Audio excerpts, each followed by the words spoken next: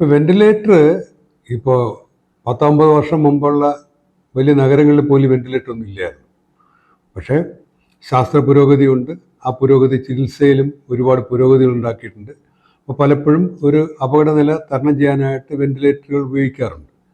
നമ്മൾ പലപ്പോഴും ഇവിടെ മനസ്സിലാക്കിയിരിക്കുന്നത് മരിക്കാറാകുമ്പോൾ കൊണ്ടിടുന്ന സാധനമാണ് വെന്റിലേറ്റർ. അങ്ങനെയല്ല. എന്നാൽ ഈ വെന്റിലേറ്ററിൻ്റെ ഉപയോഗവും ദുരുപയോഗമൊക്കെ എല്ലാ നാടുകളിലും ഉണ്ട്. ഇപ്പോൾ വികസിച്ച നാടുകളിൽ വലിയ പൈസയൊക്കെ ഉള്ള നാട്ടിൽ വെന്റിലേറ്ററുകളൊക്കെ കൂടുതൽ കാണും.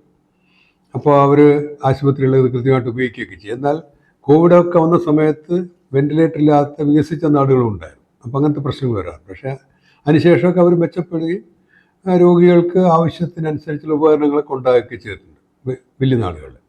അപ്പോൾ അത് ഉപയോഗിക്കുന്നതൊക്കെ നമ്മളിപ്പോൾ ഇന്ത്യയും അമേരിക്കയായിട്ട് താരതമ്യം ചെയ്യുകയാണെങ്കിൽ, ഇപ്പോൾ അമേരിക്കൻ്റെ ആരോഗ്യരംഗത്ത് കുഴപ്പങ്ങളില്ല, പാളിച്ചകളില്ല എന്നല്ല പറയുന്നത്.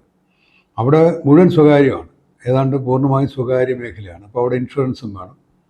അപ്പോൾ അവിടെയും ആശുപത്രികളുടെ ലാഭ താല്പര്യങ്ങളൊക്കെ പലപ്പോഴും വരാറുണ്ട്. പക്ഷേ അവിടെ ചോദ്യം ചെയ്യപ്പെടും, ഓഡിറ്റഡാണ്. ഓരോ ഡോക്ടറും ഓരോ ആശുപത്രിയും ഓഡിറ്റ് ചെയ്യപ്പെടും. അപ്പോൾ എന്തുകൊണ്ട് ഒരു പ്രൊസീജിയർ ചെയ്തു എന്ന് ചോദ്യങ്ങൾ വരും. അതുകൊണ്ടാണ് ഒരുപാട് സിസേറിയനൊക്കെ ചെയ്ത് നമുക്ക് നമ്മുടെ രാജ്യക്കാരും ഒക്കെ ചില ഡോക്ടർമാരൊക്കെ അവിടെ കുരുങ്ങി പോയിട്ടുണ്ട്. അപ്പോൾ അതുകൊണ്ട് ഓഡിറ്റഡാണ്. ഒന്ന് അവർ ഈ ഗൈഡ് ലൈൻസ് അല്ലെങ്കിൽ പ്രോട്ടോക്കോൾ ഇതനുസരിച്ചാണ് ചികിത്സ. നമ്മുടെ അവിടെ പോലെ എൻ്റെ അനുഭവം ഇതാണ്, അല്ലെങ്കിൽ ഞാൻ കൈപ്പുണ്യമുള്ള ഡോക്ടറാണ്, അല്ലെങ്കിൽ ആ ഡോക്ടർ കൈപ്പുണ്യമുള്ള ഡോക്ടറാണ്, അത്തരം തർക്കങ്ങളൊന്നും ഇല്ല അവിടെ. അപ്പോൾ എല്ലാം പ്രോട്ടോക്കോൾ ബേസ്ഡാണ്. ഒരു അസുഖത്തിന് ഒരു പ്രത്യേക സാഹചര്യത്തിൽ എന്ത് വേണമെന്നുള്ളത് നേരത്തെ തീരുമാനിച്ചിട്ടുണ്ട്. അപൂർവമായിട്ട് ചില ഇടപെടലൊക്കെ വേണ്ടി വന്നേക്കാം. നമ്മളിവിടെ അതിന് കുറേ വ്യത്യാസമാണ്. ഇപ്പോൾ ഡോക്ടർമാരുടെ വൺ മാൻ ഷോ ഉള്ള സ്ഥലങ്ങളുണ്ട്. ഡോക്ടർമാരുടെ കൈപ്പുണ്യം കൊണ്ടാണ് രോഗികൾ രക്ഷപ്പെടുന്നതെന്ന് വിശ്വസിക്കുന്ന ഡോക്ടർമാരും ജനങ്ങളും ഉണ്ട്. അങ്ങനത്തെ ഒരുപാട് വ്യത്യാസങ്ങളുണ്ട്. അപ്പോൾ അത് വരുമ്പോഴത്തേക്ക് ഉണ്ടാകുന്ന കാര്യങ്ങളുണ്ട്. ഡോക്ടർ ഒരുപാട് വിശ്വാസം ഉണ്ടെങ്കിൽ അദ്ദേഹം പറയുന്നതെല്ലാം ശരിയാണെന്ന് ധരിക്കും.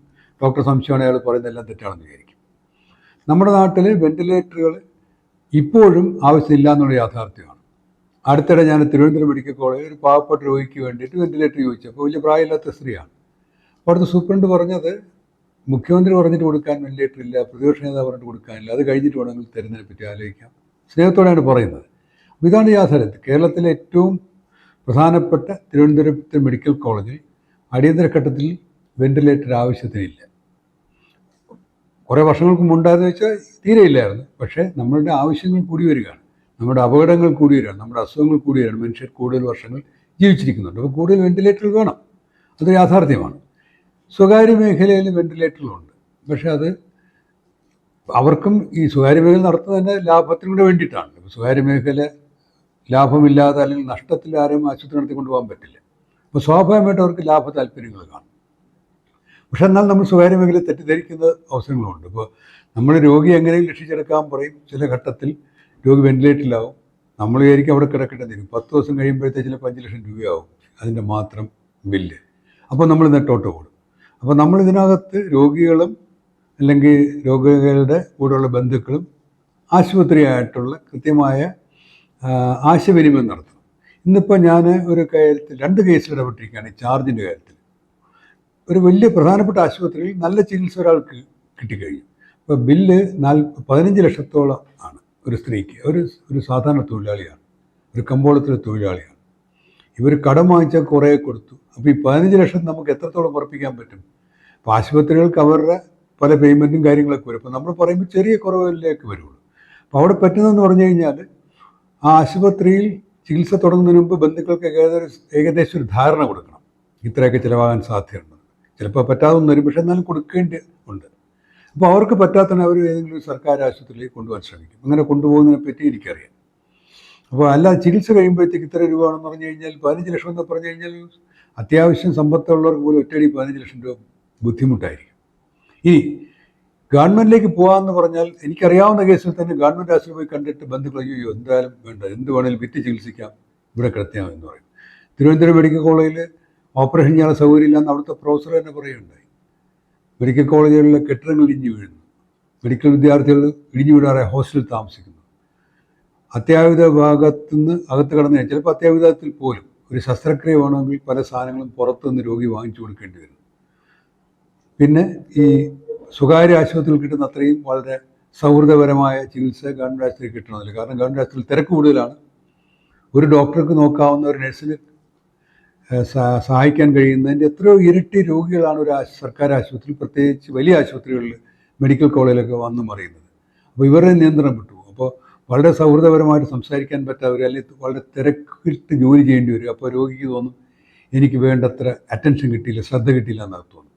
ഇത് ഗവൺമെൻറ്റിൻ്റെ പ്രശ്നം, ഗവൺമെൻറ് ആശുപത്രികളുടെ പ്രശ്നം. അതുകൊണ്ടാണ് നമ്മളൊക്കെ പറയുന്നത് പൈസ ഉള്ളവർ കുറേ പേര് വേണമെങ്കിൽ പ്രൈവറ്റ് ആശുപത്രി പോയിക്കോട്ടെ, അല്ലെങ്കിൽ ഗവൺമെൻറ്റിൽ വരേണ്ടത് അർഹതപ്പെട്ടവരെന്ന് പറഞ്ഞാൽ യഥാർത്ഥത്തിൽ അർഹതപ്പെട്ടത്, അല്ലെങ്കിൽ അവിടെ കെയർ കിട്ടേണ്ടത് വലിയ രോഗങ്ങളുള്ള, പണം തീരെയില്ലാത്ത ദരിദ്രരായിട്ടുള്ളവർക്കാണ്. അവരുടെ കെയറിന് പ്രാധാന്യം കൊടുക്കണം.